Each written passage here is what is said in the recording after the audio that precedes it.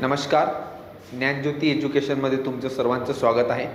आज आपण येणाऱ्या भविष्यातल्या कंबाईन पूर्वपरीक्षा 2024ची सविस्तर स्ट्रॅटेजी घेऊन येत आहोत।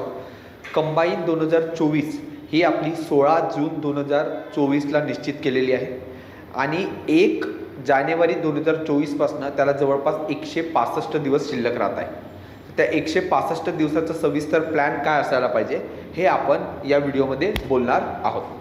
या व्हिडिओमध्ये मी तुम्हाला सर्वात प्रथम कंबाईनमध्ये कोणत्या कोणत्या पोस्ट आहेत, त्याच्यानंतर कंबाईनचा अभ्यासक्रम काय आहे, त्याच्यानंतर कोणत्या विषयाला किती मार्क्स येतात ते, त्याच्यानंतर प्रत्येक विषयाची एक सविस्तर स्ट्रॅटेजी, त्याच्यानंतर तुमचं 165 दिवसाचं काय नियोजन असलं पाहिजे, त्याच्यानंतर तुमच्या प्रत्येक तासाचं काय नियोजन असलं पाहिजे, त्याच्यानंतर तुमच्या अभ्यासाच्या दरम्यान PYQ म्हणजेच मागील वर्षाच्या प्रश्नपत्रिकांची काय भूमिका असेल ते, आणि शेवटी टेस्ट सिरीज या सर्व बाबींबद्दल मी सविस्तर तुम्हाला सांगणार आहे।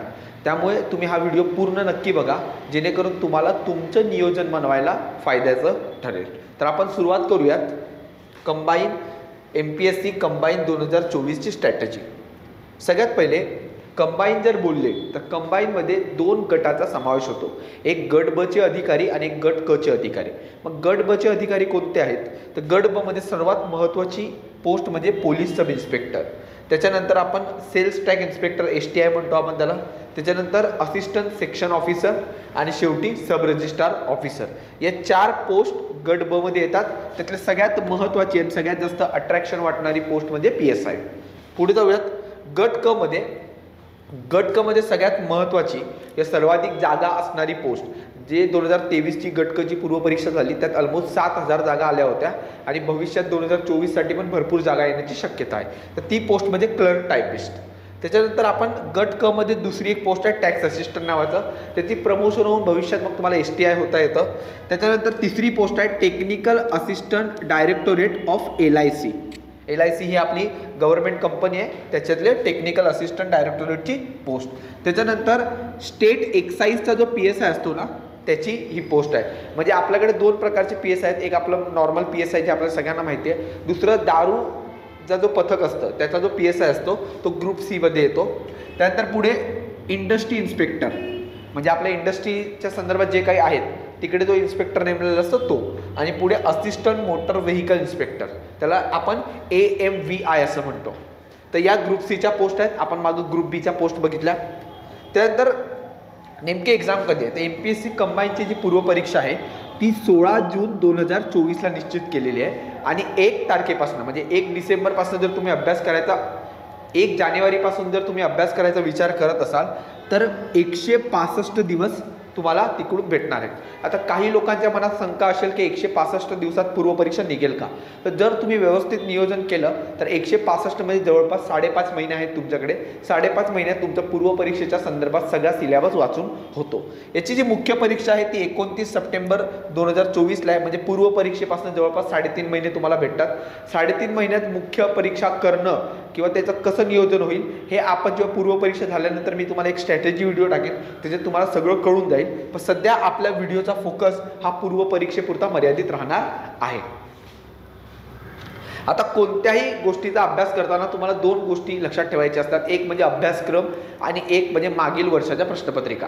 अभ्यासक्रम जर तुम्हाला माहिती नसेल तर तुम्हाला काय वाचायचं हे कळणार नाही, आणि PYQ जर माहिती नसेल तर तुम्ही काय वाचताय हे बरोबर वाचताय का हे तुम्हाला कळणार नाही। त्याच्यामुळे तुम्हाला सगळ्यात पहिले अभ्यासक्रम माहिती पाहिजे। अभ्यासक्रममध्ये बघा आपण एक अभ्यासक्रम फक्त सध्या अभ्यासक्रम वाचणार आहोत, त्या विषयाच्या सविस्तर गोष्टी मी पुढच्या स्लाइडमध्ये चर्चा करणार आहे। आपण फक्त आयोगाने सध्या काय दिले हे आपण बघणार आहोत। सगळ्यात पहिले इतिहास।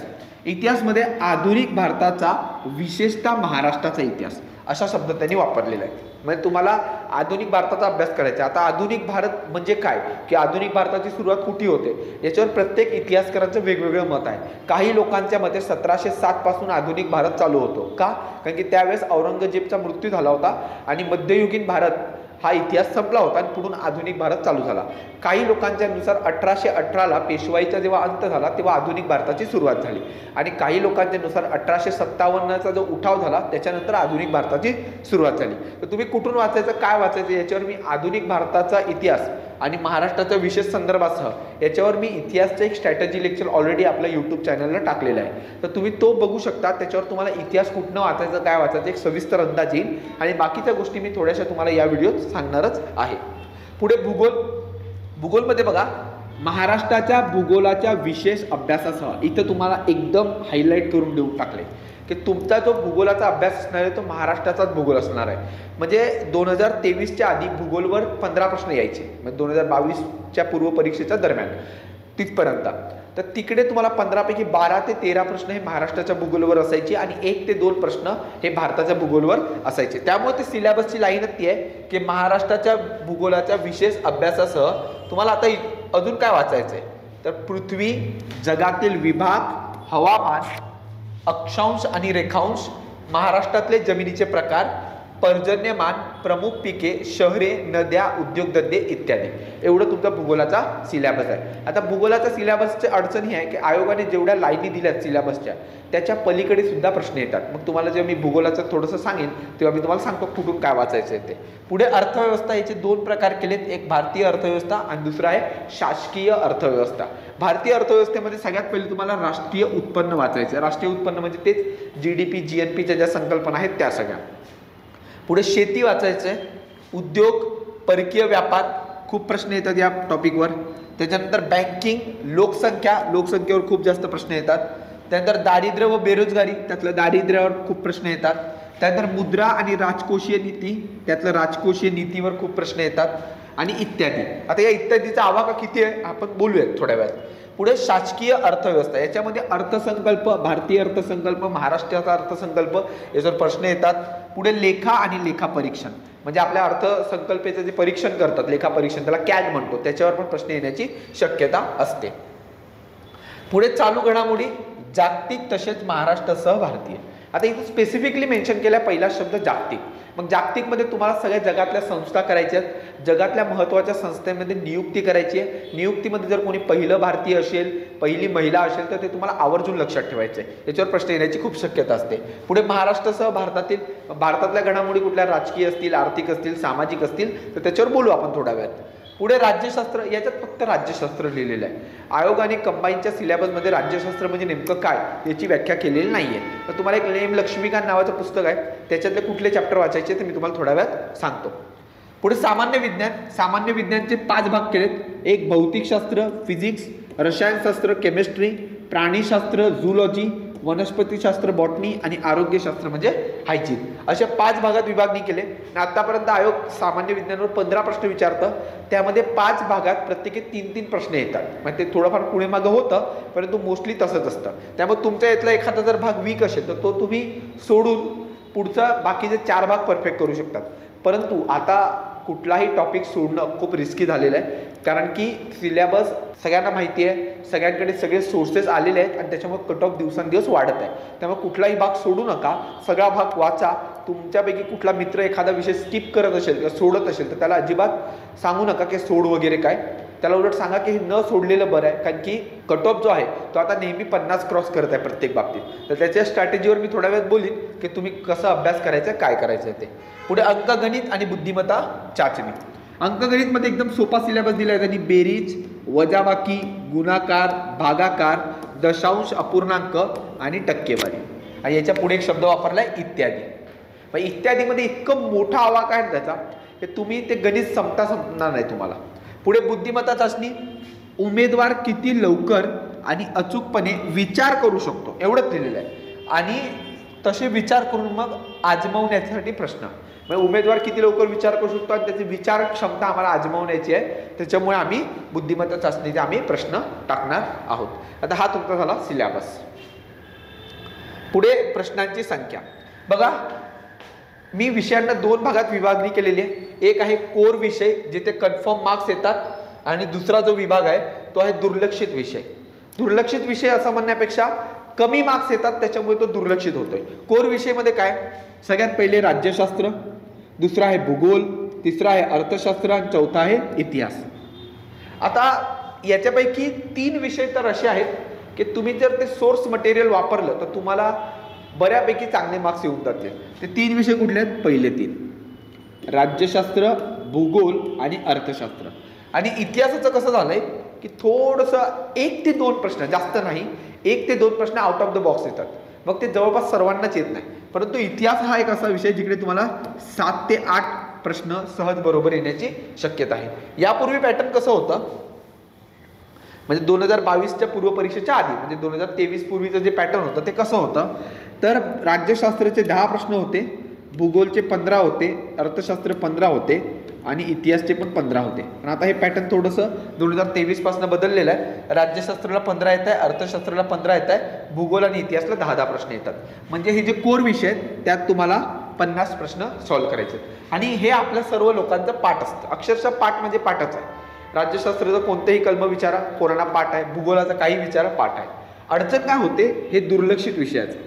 दुर्लक्षित विषयामध्ये विज्ञान 15 प्रश्न आहेत, चालू घडामोडी 15 प्रश्न आहेत आणि अंकगणित आणि बुद्धिमत्ता याचे 20 प्रश्न आहेत. सगळ्यात जास्त वेटेज असणारा भाग म्हणजे अंकगणित आणि बुद्धिमत्ता. आणि ज्यांचं इंजिनिअरिंग बॅकग्राऊंड आहे किंवा ज्यांचं सायन्स ज्यांनी चांगलं केलंय त्याला हे 2 विषय सोपे जातात, विज्ञान आणि अंकगणित आणि बुद्धिमत्ता. आणि त्याला मग पूर्व परीक्षा पास होणं तुलनेत सोपं आहे. पण याचा अर्थ असा कधीच नाही होत की बाकीचे जे इतर आर्ट्स कॉमर्स सायन्सवाले आहेत किंवा इतर जे आहेत त्यांना हे काहीच जमणार नाही, असं काय नसतं. एक प्रत्येकाची लेवल आहे, त्या लेवलच्या पलीकडे आयोग जात नाही. त्यामुळे तुम्ही जर कुठलाही विषय यातला परफेक्ट करायचं ठरवलं तर तुम्ही करू शकतात आणि तुम्ही पण इकडे चांगले मार्क्स घेऊ शकतात. पुढे बुक लिस्ट काय असली पाहिजे. आता ही जी बुक लिस्ट आहे ही आयडियल बुक लिस्ट आहे. सगळ्यांनी हवं त्याचा स्क्रीनशॉट काढून घ्या. कुठलाही पोस्ट होल्डर तुम्हाला याच्या पलीकडचं बुक सांगणार नाही. म्हणजे हे बऱ्याच पोस्ट होल्डर लोकांना विचारून किंवा त्यांच्याशी चर्चा करून थोडासा आमच्याकडच्या स्टाफचा अनुभव याचा वापर करून ही बुक लिस्ट बनवण्यात आलेली आहे. त्या बुक लिस्टमध्ये काय बघा, सगळ्यात पहिले आहे इतिहास. इतिहासमध्ये त्यांनी सांगितलं की पाठ्यपुस्तक 11वीचा जुना इतिहास. 11वीचा जुना इतिहास कुठलं, महाराष्ट्राचं जे पाठ्यपुस्तक असतं ना ते वापरायचं, 11वीचा जुना इतिहास. त्याच्यानंतर दुसरं इतिहासला एक बुक, आधुनिक भारताचा इतिहास, समाधान महाजन सर, युनिक पब्लिकेशन. हे 2च पुस्तकं इतिहासाला वापरायची बेसिकली सध्या तरी. का, कारण की या 2 पुस्तकातनं बरेच प्रश्न तुमचे कव्हर होतील. सगळ्यात पहिले आपलं महाराष्ट्राचं पाठ्यपुस्तक कुठलं, 11वीचा जुना इतिहास, आणि दुसरं आधुनिक भारताचा इतिहास, समाधान महाजन सरांचा.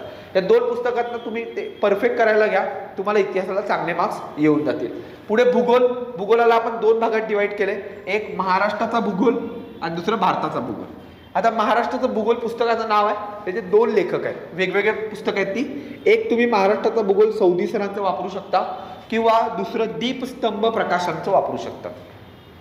एक तर तुम्ही सौदी सरांचं वापरा किंवा दीपस्तंभ प्रकाशनचं वापरा. दीपस्तंभ प्रकाशनचं पुस्तक आहे दीपक बाविस्कर सरांचं, तर दीपक बाविस्कर सरांचं तुम्ही पुस्तक वापरू शकता किंवा सौदी सरांचं. आता या 2 पुस्तकांमध्ये फरक काय, तर हे थोडं कमी कलरफुल पुस्तक आहे, डाटा खूप आहे याच्यात. हे पण याच्यात पण डाटा भरपूर आहे, पण एक कलरफुल पुस्तक आहे आणि याच्यात आकृत्या वगैरे जास्त आहेत. तर दोन्ही पुस्तकं द्यायची आणि बाजारात तुलना करून तुम्हाला जे वाटेल ते तुम्ही यापैकी एक पुस्तक घेऊ शकता.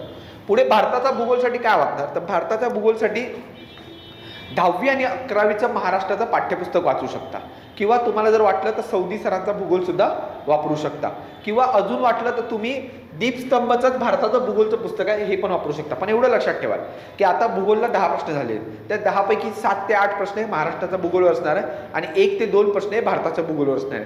त्यामुळे भारताचा भूगोलचा जो सोर्स आहे तो एकदम मर्यादित ठेवायला हवा. पुढे अर्थशास्त्र, एक भारतीय अर्थशास्त्र नावाचं पुस्तक आहे, दोन्ही लेखकांचं आहे. तुम्ही 2 पैकी कोणतेही एक वापरू शकतात. किरण देसले सरांचं आहे दीपस्तंभ प्रकाशनचं किंवा मग रंजन कोळंबे सरांचं पुस्तक आहे.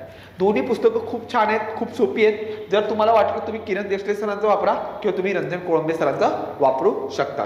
पुढे राज्यशास्त्रासाठी तुम्ही एम लक्ष्मीकांत सरांचं पुस्तक वापरू शकतात, एम लक्ष्मीकांत बाय पॉलिटी, तर तुम्ही हे एक वापरू शकता किंवा रंजन कोळंबे सरांचं भारतीय राज्यशास्त्र हे पुस्तक वापरू शकतात. म्हणजे तुम्हाला मी 2 पर्याय का देतोय, कारण की तुम्ही त्या 2 पर्यायाची चाळणी करा. तुम्हाला जे भाषा आवडेल, तुम्हाला जे पुस्तक सोपं वाटेल त्या पुस्तकाला तुम्ही घ्या आणि त्याचाच अभ्यास करा. पुढे सामान्य विज्ञानसाठी तुम्हाला सर्वात पहिले 6वी ते 10वीचं पाठ्यपुस्तक वाचायचं आहे. ज्यांचं विज्ञान खूप वीक आहे त्यांनी 6वी ते 10वीच्या सायन्सची पाठ्यपुस्तकं कंपल्सरी वाचायची आहेत. आणि त्याच्यानंतर एक सामान्य विज्ञानाचं पुस्तक आहे सचिन भस्के सरांचं, ते तुम्ही वापरू शकतात. याचे सध्या 2 पाठ आहेत, पार्ट 1 आणि पार्ट 2, किंवा अनिल कोलते सरांचं सुद्धा तुम्ही पुस्तक वापरू शकतात. सचिन बस्के वापरा किंवा अनिल कोलते सर वापरा, तुम्हाला जे वाटेल ते वापरू शकतात. दोन्ही पुस्तकं खूप छान आहेत.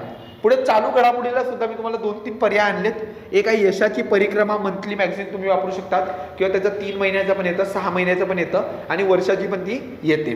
किंवा सिम्प्लिफाईड प्रकाशनचं एक बुकलेट येतं, ते 3 महिन्याचं असतं किंवा वर्षाचं असतं. या दोनपैकी तुम्हाला 2 पर्याय ते देतात. तर तुम्ही एक तर सिम्प्लिफाईड वाचा किंवा यशाची परिक्रमा वाचा. पुढे अंकगणित आणि बुद्धिमत्तासाठी मी तुम्हाला 2 व्यक्ती सजेस्ट करीन. जर ज्यांचं मॅथ्स रिजनिंग खूप वीक आहे त्यांनी सरळ बॅच लावावे आणि पूर्ण जितकं मॅथ्स रिजनिंग चांगलं करून घेता येईल तेवढं करावं. कारण की 20 प्रश्न कंबाईन पूर्व परीक्षेला मॅथ्स रिजनिंगचे आहेत. त्यातले तुम्हाला 15+ आले तर तुम्ही पोस्ट म्हणजे पूर्व परीक्षा काढण्याच्या एक पायरी पुढे जाल. त्यामुळे मॅथ्स रिजनिंग खूप महत्त्वाचा घटक आहे. वेळ कमी आहे आणि त्या दरम्यान जर तुम्ही हा विषय निग्लेक्ट करताय किंवा तुम्ही तर डावलताय तर तुम्हाला त्याचा परिणाम पूर्व परीक्षेत बघायला भेटेल. तर 2 व्यक्ती आहेत, एक तर सचिन ढवळे सर आहेत किंवा संदीप आरगडे सर आहेत. आता ज्यांच्या मॅथ्स रिजनिंग खूपच वीक आहे त्यांनी सचिन ढवळे सरांकडे जायला पाहिजे आणि ज्यांचं मॅथ्स रिजनिंग थोडंसं चांगलं आहे परंतु त्यांना अजून पॉलिश करायचं आहे त्यांनी संदीप आरगडे सरांकडे जायला पाहिजे. म्हणजे या दोघांचेही दोन्ही सरांचे व्हिडिओ यूट्यूबला अवेलेबल आहेत. तुम्ही दोघांपैकी एकाची तुलना करून त्यांची बॅच घेऊ शकतात. त्या दोघांचेही पुस्तक मार्केटमध्ये अवेलेबल आहे. तुम्ही दोघांची तुलना करून ते पुस्तक घेऊ शकतात किंवा तुम्ही स्वतः जर करायचं ठरवलं तुमच्याकडे एक ऑथेंटिक पुस्तक ठेवा. या 2 सरापैकी किंवा मग इतर तुम्हाला जे वाटेल ते पुस्तक ठेवू शकतात. ही आयडियल बुक लिस्ट आहे. याच्या पलीकडे मला वाटत नाही कोणी काही वेगळं सांगू शकेल. तर हे तुम्हाला मी सगळे पर्याय उपलब्ध करून दिलेले आहेत. पुढे सब्जेक्ट वाईज स्ट्रॅटेजी. आता प्रत्येक विषयाची काय स्ट्रॅटेजी असली पाहिजे. आता हा खूप मोठा विषय आहे की प्रत्येक विषयाबद्दल मला थोडंसं बोलायचं आहे. तर बघा तुम्हाला मी ऑलरेडी सांगितलेलं आहे की हे आपले 3-4 कोर विषय आहेत. हे आपले 4 कोर विषय आहेत आणि याच्यात तुम्हाला एकदम व्यवस्थित करायचं आहे. मग कसं करणार तर आपण सगळ्यात पहिले इतिहासपासून चालू करू. इतिहासचा अभ्यास करताना एक गोष्ट लक्षात ठेवाल की इतिहासमध्ये तुम्हाला आधुनिक भारताचा इतिहास महाराष्ट्राचा विशेष संदर्भासह सांगितलंय. मग महाराष्ट्राचा विशेष संदर्भ म्हणजे काय रे, तुम्ही इतिहासाची कुठलीही चळवळ उचला, समजा असहकार घ्या, सविनय कायदेभंग घ्या, चले जाओ घ्या, या चळवळीच्या दरम्यान महाराष्ट्राचं काय योगदान आहे ना हे नीट आवर्जून बघा. कारण की तुम्हाला इतिहास जरी भारताचा शब्द वापरला असेल तरी महाराष्ट्र येतं. आणि इतिहासची जर टॉपिक वाईज मी लावलं की प्रायोरिटी काय असली पाहिजे तर इतिहासची प्रायोरिटी सगळ्यात पहिले समाज सुधारक. समाज सुधारक हे तुमच्या टॉप प्रायोरिटीला असलं पाहिजे. दुसरं ब्रिटिश गव्हर्नर जनरल आणि व्हॉइसरॉय यांची कामं, याच्यावर खूप प्रश्न येतात. त्यानंतर तिसरं सामाजिक आणि धार्मिक सुधारणा चळवळी.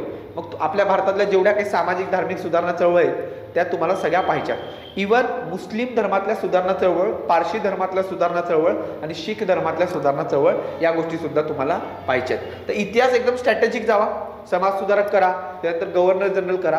पण तुम्ही जर नवीन वाचणारे असाल तर नवीन लोकांनी सगळ्यात पहिले पाठ्यपुस्तक वाचायला हवीत. पाठ्यपुस्तक नंतर समाधान महाजन सरांचं पुस्तक सरसकट वाचायला हवं. त्याच्यानंतर PYQ बघून मग ते टॉपिकनुसार तुम्हाला जायला हवं. परंतु अजून तुम्हाला जर इतिहासाची डिटेल स्ट्रॅटेजी पाहिजे असेल तर मी या टेलिग्राम आपल्या याच यूट्यूब चॅनलवर ऑलरेडी एक इतिहासाचा सविस्तर व्हिडिओ टाकलेला आहे. तो तुम्ही व्यवस्थित बघून घ्या. त्यातनं तुम्हाला इतिहासाची दशा आणि दिशा सगळं कळून जाईल. पुढे भूगोल. भूगोलमध्ये तुम्ही भूगोल कसं करताय यापेक्षा किती करताय किंवा इतर बाबी या तुलनेत तुम्ही कोणते टॉपिक करताय हे खूप महत्त्वाचं आहे. मी तुम्हाला 4 टॉपिक सांगतो, ते परफेक्ट तुम्हाला करायचे. एक आहे प्राकृतिक महाराष्ट्र, एक आहे राजकीय महाराष्ट्र, एक आहे नद्या आणि एक आहे जनगणना.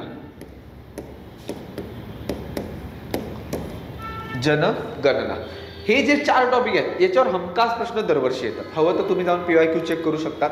तर हे असे विषय ज्याला टाळायचे नाही. आणि भूगोलमध्ये ना डाटा भरपूर आहे. मग भूगोलाचा तुम्हाला जितक्या जास्त ट्रिक बनवता येतील, भूगोल इट्स ऑल अबाउट ट्रिक. तुम्हाला जितक्या ट्रिक बनवता येतील तितकं तुम्हाला ट्रिक बनवता आल्या पाहिजेत. मग कसं तुम्ही भूगोलाचे नकाशे बनवू शकतात. समजा आता ते काय प्रश्न विचारतात की महाराष्ट्रातले जे किल्ले आहेत त्यांचा क्रम लावा. मग तुम्ही त्या किल्ल्यांचे नकाशे बनवा आणि एकदा जर तुम्ही नकाशे बनवले तर तुम्हाला फक्त परीक्षेच्या एक दिवशी आधी जरी पाहिलं तरी तुम्हाला लगेच कळून जाईल की सिंहगड पुण्यात आहे, प्रतापगड साताऱ्याला आहे, असं तुम्हाला आपोआप कळून जाईल. आणि दुसरी बाब म्हणजे प्रत्येक नद्याचे पण नकाशे बनवा. मग तुम्हाला जितका जास्त सोपा भूगोल करता येईल तितका भूगोल सोपा करण्याचा प्रयत्न करा. भूगोल एखाद्या पुस्तकातच मर्यादित ठेवू नका. भूगोलाला तुमची एक्स्ट्रा मेहनत दाखवा. एक्स्ट्रा मेहनत जर तुम्ही दाखवली तर भूगोल अजून सोपा होतो. मग प्रत्येक भूगोलाच्या टॉपिकवर नकाशे बनवा. म्हणजे राजकीय महाराष्ट्र आहे तर प्रत्येक जिल्ह्याची नावं स्वतःच्या हाताने लिहा. का?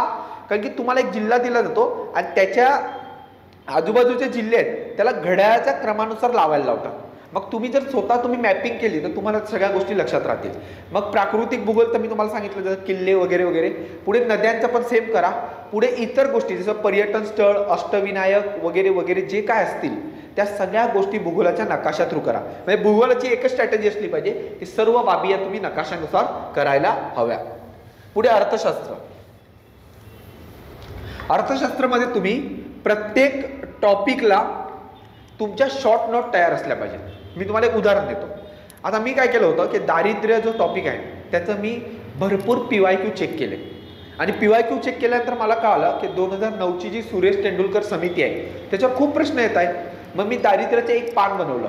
एका कागदावर, पाटपोट कागदावर दारिद्र्याच्या सर्व कमिट्या, त्यांच्या शॉर्टकट आणि सुरेश तेंडुलकर समिती याच्यावर खूप प्रश्न येतात त्याच्यामुळे मी त्याच्याबद्दल सगळी माहिती लिहून ठेवली होती. आणि तेच कागद फक्त परीक्षेजवळ आल्यावर 2 ते 3 वेळा वाचून काढायचं. मग मला पुन्हा पुन्हा दारिद्र्य चॅप्टर वाचायची गरज पडली नाही.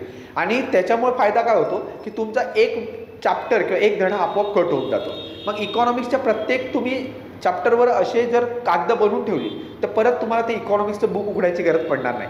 फक्त तुम्हाला एक गोष्ट करावी लागेल की डाटा अपडेट करत राहावं लागतं. मग इकॉनॉमिक्स सर्वे किंवा बजेट हे जेव्हा मराठीत येतं तेव्हा तुम्हाला त्यातनं तुमच्या पुस्तकात गोष्टी ॲड कराव्या लागतात. जसं की समजा तुम्ही परकीय व्यापारावर एखादं कागद बनवलंय, परकीय व्यापारावर कागद बनवलं आणि तुमच्या परकीय व्यापारामध्ये तुम्हाला असं दिसतंय की 2020च्या दरम्यान चीन हा भारताचा सर्वात मोठा भागीदार होता, परंतु आता 2023 आला आणि तो अमेरिका आता भारताचा सर्वात मोठा भागीदार आहे. तर तुम्ही 2020लाच अडकून राहिले तर मग त्याला काय अर्थ राहणार नाही. म्हणून अर्थशास्त्रची जी तुम्ही कागद बनवताय त्याच्याबद्दल भान ठेवा की तुम्ही त्याला नेहमी अपडेट करत राहिलं पाहिजे.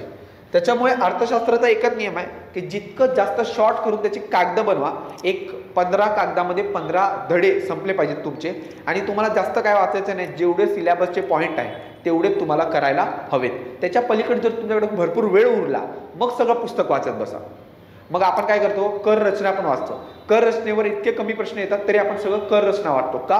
कारण की आपण जे ऑथेंटिक पुस्तक वापरतोय, किरण देसले सरांचं असो किंवा रंजन कोळंबे सरांचं असो, त्यात कर रचना हा धडा दिलेला आहे. मग आपण PYQ न चेक करता सुद्धा कर रचना हा चॅप्टर पूर्ण वाचून काढतो. त्याची खरं इतकी आवश्यकता नाही आहे. तो मेन्सचा टॉपिक आहे. त्याच्यामुळे तुम्ही जोपर्यंत PYQ बघणार नाही तोपर्यंत तुम्हाला अंदाज येणार नाही. आणि एकदा PYQ पाहिले त्याच्यानंतर तुमची कागद रेडी असली पाहिजे. कागद ही पहिल्या रिडिंगमध्ये बनवू नका. दुसऱ्या किंवा तिसऱ्या रिडिंगमध्ये कागद बनवा आणि ती कागद एकदा रेडी झाली की तुमच्या कागदावर इतका विश्वास ठेवा, पण तशी ती ऑथेंटिक बनवा आणि त्याच्यानंतर त्याच्यावर इतका विश्वास ठेवा की तेच 5 ते 6 वेळा वाचून झाली पाहिजे. पुढे राज्यशास्त्र.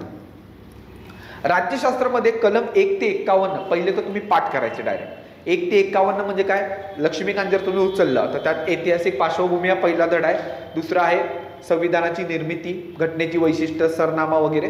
त्याच्यानंतर राज्य आणि त्याचं क्षेत्र कलम 1 ते 4 हा धडा चालू होतो आणि 51A म्हणजेच मूलभूत कर्तव्यापर्यंत सगळं तुम्हाला सरसकट वाचायचं.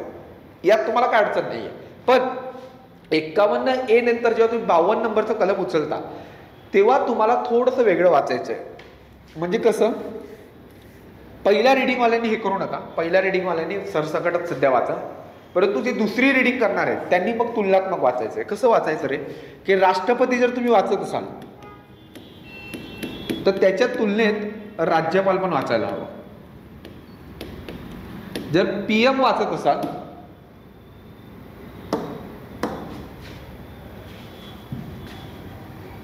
जर तुम्ही PM वाचत असाल पंतप्रधान तर त्याच्या तुलनेत चीफ मिनिस्टर पण वाचायला हवं. त्यानंतर तुम्ही सुप्रीम कोर्ट वाचत असाल तर त्याच्या तुलनेत हायकोर्ट वाचायला हवं. आणि तुम्ही जर संसद वाचत असाल तर त्याच्या तुलनेत राज्य विधिमंडळ वाचायला हवं. ठीक आहे, हे एक मुद्दा झाला. म्हणजे काय होतं, तुमचं काम कमी होतं. आता तुम्हाला राष्ट्रपतीबद्दल गोष्टी लक्षात राहिल्या, सेम ॲज इट इज राज्यपालबद्दल आहे, फक्त थोडाफार फरक आहे. तर तुम्हाला सगळं नाही लक्षात ठेवायचं आहे, मग फक्त फरक लक्षात ठेवायचा आहे. मग तुम्हाला एक अंदाज लागून जातो की राष्ट्रपतीला असं होतं, राज्यपालमध्ये एवढा फरक आहे, बाकी सगळं राष्ट्रपतीसारखं आहे. मग तुम्ही फक्त राष्ट्रपती लक्षात ठेवलं तरी पुरेसं असेल.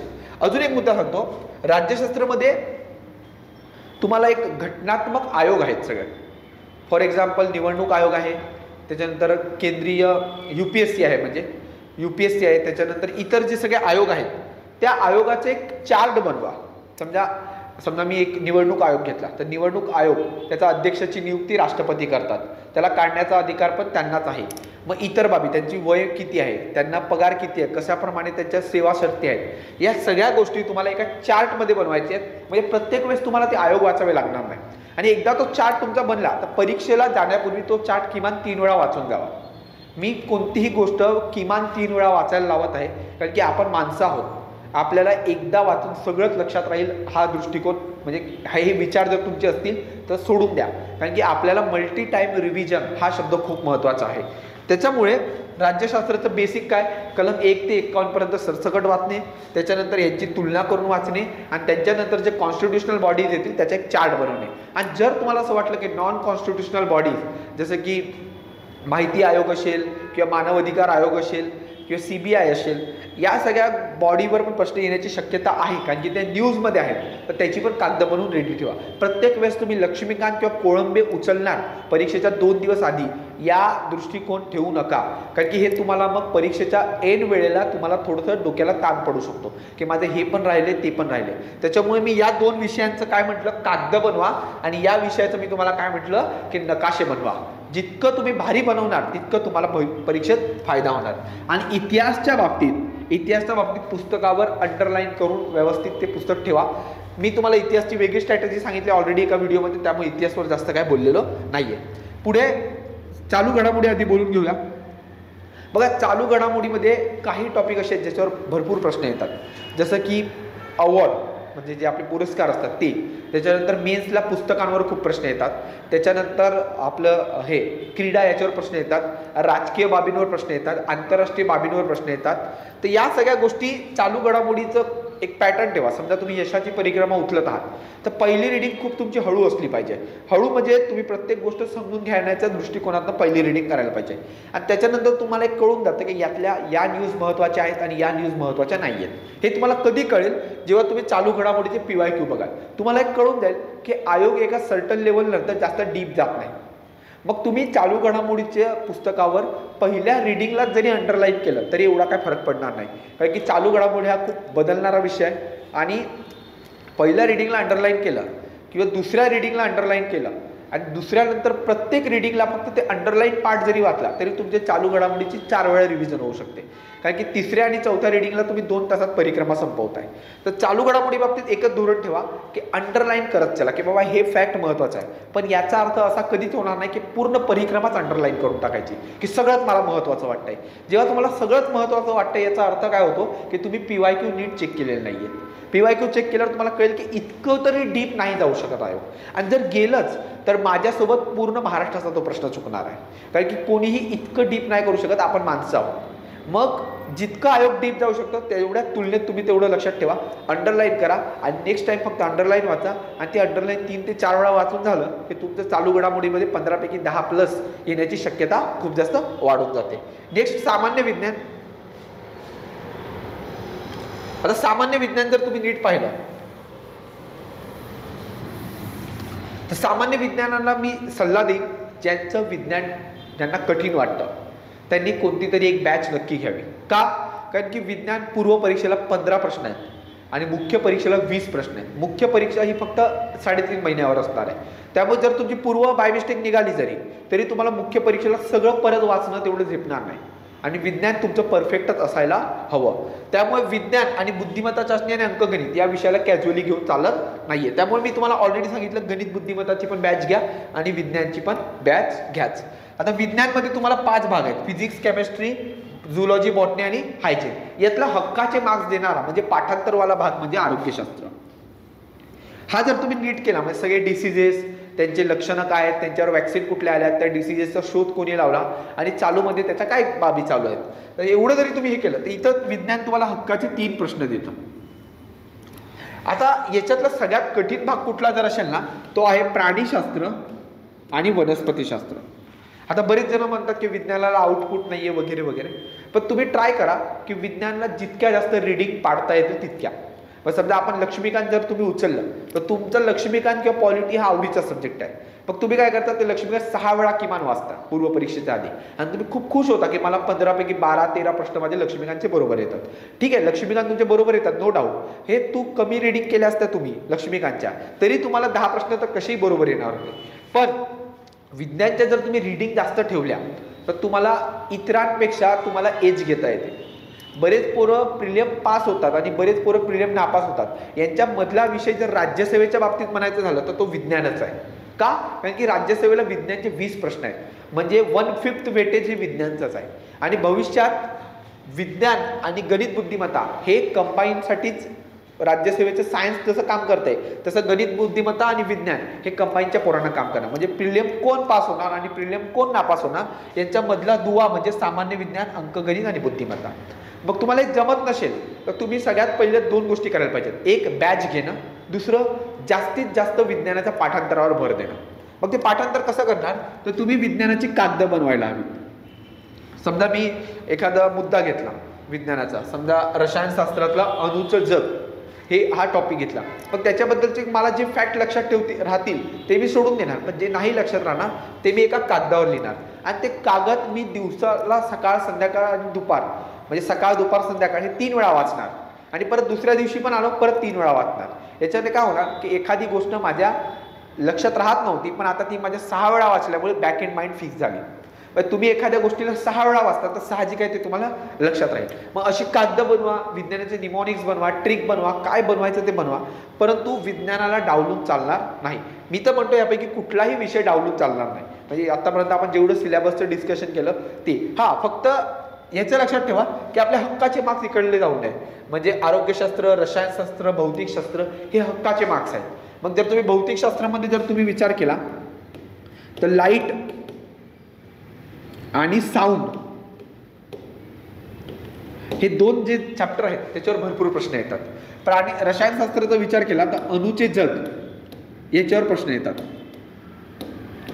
आणि जर बॉटनी आणि झूलॉजीचा विचार केला तर क्लासिफिकेशन ऑफ प्लांट आणि क्लासिफिकेशन ऑफ ॲनिमल याच्यावर भरपूर प्रश्न येतात. भरपूर म्हणजे आता तुम्ही येणार ह्याच्यातले 3-3च प्रश्न, त्या 3 पैकी 1 किंवा 2 जरी प्रश्न क्लासिफिकेशन ऑफ प्लांट आणि ॲनिमलवर आला तर तो भरपूरच झाला.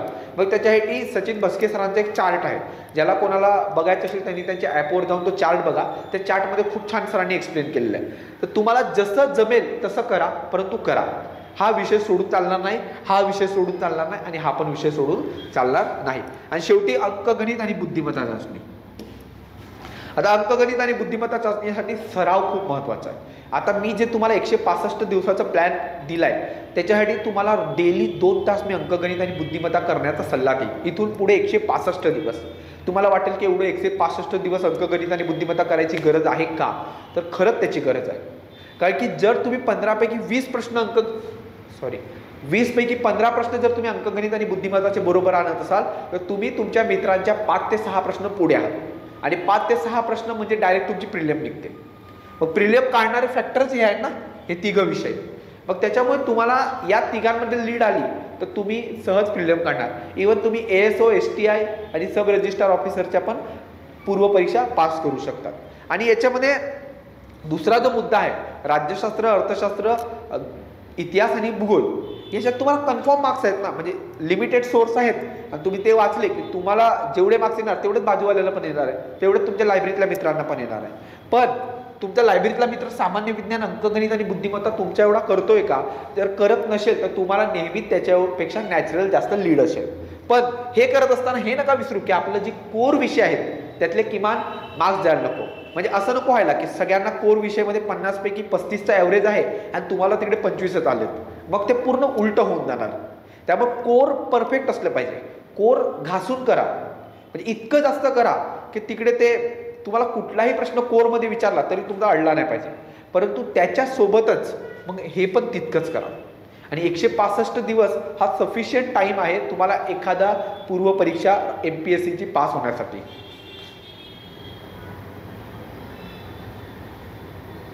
पुढे आता नियोजन कसं असलं पाहिजे. आता दोन प्रकारे तुम्ही नियोजन करू शकता. एक नियोजन आहे कोर सब्जेक्ट एक घ्यायचा plus science maths reasoning plus current. ही एक स्ट्रॅटेजी आहे. बघा स्ट्रॅटेजी काय, पहिली core plus science maths reasoning current म्हणजे एका दिवशी 4 विषय घ्यायचे. दुसरी स्ट्रॅटेजी काय, एक एक विषय रोज एक एक विषय संपवणे. एक एक विषय संपवणे. एक एक विषय संपवणे. आता या दोन मध्ये काय फरक आहे बघा. 165 दिवस राहिलेले आणि 165 दिवस मध्ये तुम्हाला 4 वेळा रीडिंग झाली पाहिजे अशी मी योजना एक आणलेली आहे. म्हणजे मी बनवलंय, तुम्हाला जर पटलं तर त्याचं अंमलबजावणी करा, तुमचा निकाल नक्की येण्याची शक्यता आहे. मग काय करायचं बघा. पहिली स्ट्रॅटेजी आहे कोर सब्जेक्ट प्लस विज्ञान प्लस चालू घडामोडी प्लस अंकगणित. कोर सब्जेक्ट प्लस विज्ञान प्लस चालू घडामोडी प्लस अंकगणित. आता बघा कोर सब्जेक्ट मध्ये आपण काय विषय धरतो रे, हिस्ट्री जॉग्रफी पॉलिटी इकॉनॉमिक्स. ठीक आहे. आणि त्याच्यानंतर विज्ञान चालू घडामोडी आणि अंकगणित हे तर तुम्हाला नेहमी करायचं आहे. मग कोरचा एक विषय उचलायचा आणि त्याच्यासोबत हे 3 विषय डेली घ्यायचे. मी सांगतो ते हळूहळू कसं आहे ते बघा. पहिली रीडिंग ही प्रत्येक कोर सब्जेक्टची तुमच्या 20 दिवसात झाली पाहिजे. मग समजा एखादा म्हणतोय की मला भूगोलला एवढे 20 दिवस नाही लागणार, माझा 10-15 दिवसात होऊन जाईल. मग तुझे ते एक्स्ट्रा जे 5 दिवस आहेत ते इकॉनॉमिक्समध्ये दे, किंवा तुमचे जे एक्स्ट्रा जे 5 दिवस आहेत ते तुमची इतिहासात द्या. तुमच्या राज्यशास्त्राला पण एवढे 20 दिवस काय लागणार नाहीये, ते कमी दिवसात होईल. फर्स्ट रीडिंग म्हणतोय आम्ही. तर 20 दिवसात एक कोर विषय संपवणे म्हणजे काय होणार की एकूण दिवस तुम्हाला 80 लागतील, कारण की 4 कोर विषय आहेत त्यांची फर्स्ट रीडिंग पूर्ण व्हायला. आता तुम्हाला मी इथं काय बोललो की एक कोर सब्जेक्ट प्लस विज्ञान चालू घडामोडी आणि अंकगणित एवढे तुम्हाला विषय करायचे. मग फक्त कोर सब्जेक्ट करून चालेल का, नाही. तर त्याचं तासाचं नियोजन काय असलं पाहिजे बघा. दररोज तुम्ही 10 तास किमान अभ्यास केला पाहिजे इथून पुढं. जर तुम्हाला स्पर्धेत राहायचं असेल त्या 10 तासापैकी 5 तास हे तुमचे कोर विषयाला असले पाहिजे. 5 तास हे तुमचे कोर विषयाला असले पाहिजे. त्याच्यानंतर 2 तास हे तुमचे विज्ञानाला असले पाहिजे. पुढे 2 तास हे अंकगणित आणि बुद्धिमत्ताला असले पाहिजे आणि 1 तास हे चालू घडामोडीला असले पाहिजे. म्हणजे तुमचा जो मेजर पोर्शन आहे तो तुम्ही कोर विषय कव्हर करण्यावर देताय. म्हणजे तुम्ही अर्धा वेळ तुमचा कोरला देताय. त्याच्यानंतर इथं कोर हे 20 दिवसात पूर्ण झालं की लगेच दुसरा विषय घ्यायचा, लगेच तिसरा विषय घ्यायचा आणि मग 4 विषय. आणि हे 4 विषय ट्राय करा 80 दिवसात पूर्ण करण्याचे. म्हणजे तुम्ही डेली 5 तास अभ्यास करून हे 4 विषय, जर तुम्ही 10 चे 12 तास अभ्यास केले तर 6 तास कोर विषय करा. तुम्ही जितकं जास्त अभ्यास करणार तितकं कोरला वेळ वाढवा. आणि डेली 2 तास मॅथ्स रिझनिंग आणि सायन्स कराच आणि 1 तास करंट अफेअर करा. आता 1 तास करंट अफेअर का, कारण की करंट अफेअर काय खूप कठीण विषय नाहीये. तुम्हाला फक्त त्याचं वाचन रोज ठेवायला हवं. मग तुम्हाला टायमावर 4 परीक्षेत पर्याय बघून तुम्हाला बरोबर ते आठवणार आहे. तुम्ही त्यामुळे करंट अफेअरचं लोड घेऊ नका, परंतु विज्ञानाचं लोड घ्या. कारण की विज्ञान 4 पर्याय काय 10 पर्याय बघून पण आठवणार नाही. त्याच्यामुळे तुमचं जे हे नियोजन आहे ते असंच ठेवा. म्हणजे तुमचा 50% वेळ हा कोरला, त्याच्यानंतर 20% वेळ गणिताला, 20% वेळ आपलं विज्ञानला आणि 10% वेळ हा चालू घडामोडीला. जर कोणी जॉब करून अभ्यास करत असेल तर त्यांना दिवसाला 5 ते 6 तास त्यांना अभ्यास करणं गरजेचं आहे, किमान 5 ते 6 तास. तर त्याच्यापैकी 2 तास त्यांनी कोरला द्यावे, 2 तास त्यांनी विज्ञानाला द्यावे, 2 तास त्यांनी अंकगणिताला द्यावे. मग 2 झाले 5 ते 6 तास. आणि फक्त रविवारी चालू घडामोडी करणे. म्हणजे प्रत्येक रविवारी त्यांनी 3 ते 4 तास चालू घडामोडी करायच्या, म्हणजे त्यांना भरपूर वेळ भेटून जातो. तर हे काम करून अभ्यास करणाऱ्याला, ज्यांना फक्त 5 ते 6 तास अभ्यास करायला भेटतो त्यांच्यासाठी. आता हे बेसिक झालं. पहिलं आपला 80 दिवसाचं प्लॅन झालं. पुन्हा आता तुमच्याकडे दिवस किती राहिले, 165 मधून तुमचे 80 दिवस गेलेले आहेत. मग दुसरी रीडिंग घ्यायची. आणि सेकंड रीडिंग फक्त 10 दिवसात पूर्ण करायची. किती दिवसात? 10 दिवसात. कारण की तुम्हाला 20 दिवसाचा मोठा पिरियड भेटलेला आहे. त्यामुळे पहिल्या रीडिंगमध्ये तुम्ही प्रत्येक गोष्ट समजून घेण्यावर भर देताय आणि त्याच्यामुळे तुमचं एक रीडिंग म्हणजे अंडरस्टँडिंग आलेलं आहे त्या विषयाची. त्यामुळे तुमचं दुसऱ्यांदा रीडिंग ते 10 दिवसात पूर्ण होणार म्हणजे होणार आहे. मग तुम्ही पहिल्या रीडिंगमध्ये ट्रिक वगैरे पण बनवल्यात. त्याच्यामुळे असं नाही आहे की तुम्हाला प्रत्येक विषय परत वाचायचा आहे किंवा प्रत्येक टॉपिक हा परत वाचायचा आहे. तुम्ही ते ट्रिक परत रिकॉल करू शकतात किंवा तुम्ही त्याची कागद बनवली असतील तुम्ही कागद वाचू शकता. मग सेकंड रीडिंग तुम्ही 10 दिवसाची घेतलेली आहे. मग 10 दिवसात तुमचा मेन फोकस असलं पाहिजे की पहिल्या रीडिंगमध्ये ज्या गोष्टी मी फक्त समजून घेतलेल्या आहेत त्याचं दुसऱ्या रीडिंगमध्ये मी कमी कसं करू. त्याला कमी कसं करू म्हणजे दुसऱ्या रीडिंगमध्ये मग तुम्ही भूगोलाचे नकाशे बनवा, अर्थशास्त्र आणि अर्थशास्त्राचे कागद बनवा, राज्यशास्त्राचे चार्ट बनवा, राज्यशास्त्राला तुलनात्मक वाचा, इतिहासचं अंडरलाईन करा. ह्या गोष्टी तुम्ही करू शकता. तर दुसरी रीडिंग एकूण दिवस 40, कारण की 10 दिवसच तुम्ही वाचणार आहात. तर 4 कोर विषय तेव्हा संपवायचे आणि सेकंड रीडिंग तेव्हा पूर्ण करायचे. आणि तासाचं नियोजन सेम वरील प्रमाणे असेल. 10 तास अभ्यास, त्यातलं 5 तास कोर, 2 तास अंकगणित बुद्धिमत्ता, 2 तास विज्ञान आणि 1 तास करंट अफेअर. आता 80 अधिक 40 दिवस म्हणजे 120 दिवस तुमचे झालेले आहेत आणि त्यात तुमचे 4 कोर विषयाच्या 2 वेळा रीडिंग झालेले आहेत. आणि आता तुम्हाला थोडासा कॉन्फिडन्स यायला लागेल की अजून पण परीक्षेला किती 45 दिवस आहेत, परंतु माझं 2 वेळा प्रत्येक विषय वाचून झालेला आहे. आता इथून पुढे काय करायचं, अजून छोटं करायचं पुस्तक. आणि छोटं केलं आता तुमची कागद वगैरे सगळी रेडी आहेत. त्याच्यामुळे तुम्ही काय करणार, आता प्रत्येक थर्ड आणि फोर्थ रीडिंग ही 5-5 दिवसातच संपवणार. म्हणजे एक विषय तुम्ही 5 दिवसात संपवताय म्हणजे 4 विषय किती दिवसात संपवणार, 20 दिवसात. आणि दुसरं पण 4 विषय 20 दिवसात. असं करून 40 दिवसात तुमची थर्ड आणि फोर्थ रीडिंग पण पूर्ण होईल आणि तुमच्याकडे पुन्हा 5 दिवस एक्स्ट्रा राहतील.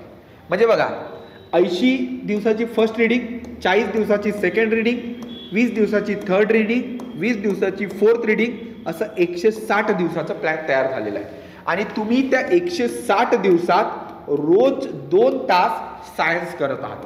आणि रोज 2 तास सायन्स करत आहात म्हणजे किती तुम्ही करत आहात, 320 तास तुम्ही सायन्स केलेला आहे आणि 320 तास तुम्ही मॅथ्स रिझनिंग केलंय. आता विचार करा, तुम्ही एखादी गोष्ट 320 तास वाचताय तर तुम्हाला ते किती भारी येणार आहे. त्यामुळे तुमचं इथं सायन्स पण परफेक्ट होणार आणि तुमचं मॅथ्स रिझनिंग पण परफेक्ट होणार. आणि कसं, एका दिवशी जर एकच विषय घेतला तर तुम्हाला खूप मोठी अडचण येऊ शकते. तुम्ही त्या विषयाला बोर होऊ शकता. पण तुमचे विषय आलटून पालटून चालू आहेत, त्याच्यामुळे तुम्हाला भरपूर तुमचं व्यवस्थित होऊन जाईल. प्लस तुम्ही 160 तास करंट अफेअर वाचणार आहे. करंट किती वाचणार आहेत, 160 तास. कारण की रोज 1 तास करायचा ना, मग पुढे 160 तास तुम्ही करंट अफेअर वाचणार आहेत. आता लास्ट मुद्दा काय राहिला, शेवटचे 5 दिवसात काय करायचं. Just relax. तुम्ही जे कागद बनवलेत त्याला फक्त रिवाइज करायचं. तुम्ही जे नकाशे बनवलेत त्याला फक्त पाहायचं. तुम्ही जे विज्ञानाच्या ट्रिक बनवल्यात त्याला फक्त बघायच्या. आणि तुम्ही जे गणित बुद्धिमत्ताचे फॉर्म्युले तयार केलेत त्याला फक्त लक्षात ठेवायचं. एवढंच 5 दिवसात करायचं. 5 दिवस परीक्षेला राहण्याच्या अगोदर तुमचं जर एखादा विषय 4 वेळा वाचून झाला असेल तर तुम्ही विचार करा की तुम्हाला किती छान कॉन्फिडन्स येणार आहे. आणि कुठलीही परीक्षा पास होणे आणि नापास होणे याच्यामध्ये फक्त एक कॉन्फिडन्सचा फरक असतो. की ज्या दिवशी, एक माझं वाक्य लक्षात ठेवाल, की ज्या दिवशी तुम्ही परीक्षेला जाणार आहात त्याच्या एक दिवशी संध्याकाळी जर रात्री झोपताना तुमच्या डोक्यात विचार आला की माझा सगळा अभ्यास झाला आहे आणि उद्याची माझी पूर्वपरीक्षा निघणार आहे, तर तुमची पूर्वपरीक्षा 100% निघणार. आणि ज्या दिवशी तुमची पूर्वपरीक्षा आहे त्याच्या एक रात्री आधी तुमच्या डोक्यात जर असा विचार चालू असेल की माझं हे कागद राहिलंय, माझं ते कागद राहिलंय, माझं सकाळी एवढं बाकी राहिलंय, असा जर तुम्ही नेगेटिव्ह माइंडसेटने पेपरला जाणार असाल तर तुमचं कुठे ना कुठे प्रिलियम पास होण्यात प्रॉब्लेम येतात. त्याच्यामुळे 4 रीडिंग झाल्या की तुम्ही निश्चित होता आणि त्याच्यानंतर तुम्ही पूर्वपरीक्षा पास होण्याच्या 1 पाऊल पुढे जाता. हे पूर्ण प्लॅनिंग होतं 4 विषय सोबत घेऊन कसा अभ्यास करायचा. आता दुसरं प्लॅनिंग आहे की एक विषय संपवण्यावर भर द्यायचा आहे. मग एक विषय संपवण्यावर भर कसा देणार, तर तुम्ही काय करायचं, 3-4 विषय एकत्र न घेता एक विषय पूर्ण करण्यावर भर घ्यायचा. मग तुम्ही समजा पॉलिटी उचललं, पॉलिटीला 20 दिवस लागले, पॉलिटीला मग फक्त तुम्ही पॉलिटीच वाचणार आहात त्याच्यामुळे ते 10 दिवसात पूर्ण होते. इकॉनॉमिक्स 15 दिवसात पूर्ण होतंय. सायन्स, इतिहास घेऊ आधी, इतिहास 12 दिवसात पूर्ण होईल. मॅथ, भूगोल पण 10 दिवसात पूर्ण होते. असं करून तुमची सायकल संपली. मग त्याच्यानंतर तुम्ही विज्ञान घ्याल. विज्ञान पहिली रीडिंग 20 दिवसात, मॅथ रिजनिंग पहिल्यांदा 15 दिवसात आणि करंट अफेअर 10 दिवसात. कारण की 10 परिक्रमा तुम्हाला वाचायचंच आहे, 10 ते 15 परिक्रमा. मग तुमचा ही सायकल पूर्ण झाली, मग तुम्ही परत सेकंड रिडिंगला परत राज्यशास्त्रपासून चालू करा. पण याच्यात अडचण काय होते की 10, 15, 12, 10 म्हणजे आता तुम्ही असा विचार केला की 10 इथं तुम्ही सेकंड रिडिंग राज्यशास्त्राचे येईपर्यंत जवळपास 70-80 दिवस ओलांडलेले आहेत, जास्त ओलांडलेत, 20-30 म्हणजे ऑलमोस्ट 90च्या आसपास दिवस ओलांडलेले आहेत. त्यामुळे परत पुन्हा राज्यशास्त्राकडे जाणं, ते सगळं रिकॉल करणं हे थोडंसं कठीण जाऊ शकतं. पण ज्यांना एक एक विषय संपवण्याची स्ट्रॅटेजी पटते त्यांनी एक एक विषय संपवा. ज्यांना 4 विषय एकत्र घेऊन करायचं वाटतंय त्यांनी 4 विषय एकत्र घ्या. किंवा ज्यांना फक्त 2 विषय घ्यायचे की समजा मी राज्यशास्त्र इकडनं घेतो आणि त्याच्यासोबत इकडनं मी सायन्स घेतो किंवा राज्यशास्त्रासोबत रोज मी मॅथ्स रिजनिंग करतो, ह्यांनी असं सुद्धा करू शकतात. पण 4 सब्जेक्टवाली आणि सायन्स मॅथ्स करंट डेली करणारी स्ट्रॅटेजी खूप बेस्ट आहे असं मला वाटतं. तुमचे मत माझ्यापेक्षा काही वेगळे असू शकतात, त्यानुसार तुम्ही तो अभ्यास करायला हवा.